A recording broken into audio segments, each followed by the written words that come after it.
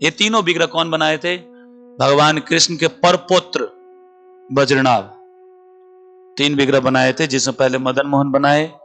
तो मदन मोहन बनाने के बाद जो माता उत्तरा बताई कि ये भगवान कृष्ण के चरण कमल के समान है।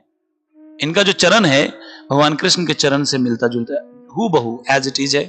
फिर जब दूसरा विग्रह बनाए गोपीनाथ, उनको देखने के बाद माता उत्तरा बताती हैं कि भगवान के जो वक्षस्थल है, ये पार्ट गर्दन से नीचे पेट से ऊपर, ये पूरा भगवान कृष्ण के जैसे ही हूबहू है। और जब गोविंद देव बनाए तो बोले भगवान के मुख कमल के समान है। तो ये 3 विग्रह बनाए।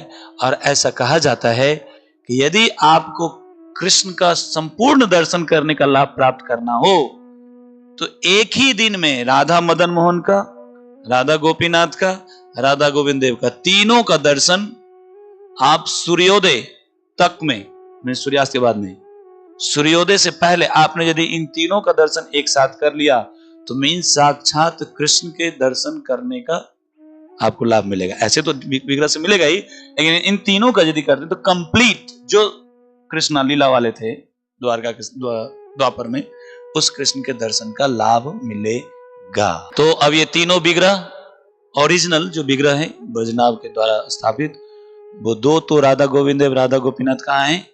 जयपुर में। राधा मदन मोहन करौली में है। तो ये भी हम देखें तो एक दिन में कर सकते हैं। जयपुर में जाइए, वहां पे राधा गोविंद देव राधा गोपीनाथ दोनों का दर्शन करिए और सीधा करौली जाइए, या फिर एक दिन पहले चले जाइए करौली, रात में नाइट स्टे करिए और करौली में सुबह सुबह मंगला दर्शन करिए, सूर्योदय के बाद दर्शन करिए। वहां से भागते हुए जयपुर, फिर पहले दर्शन करिए किनका?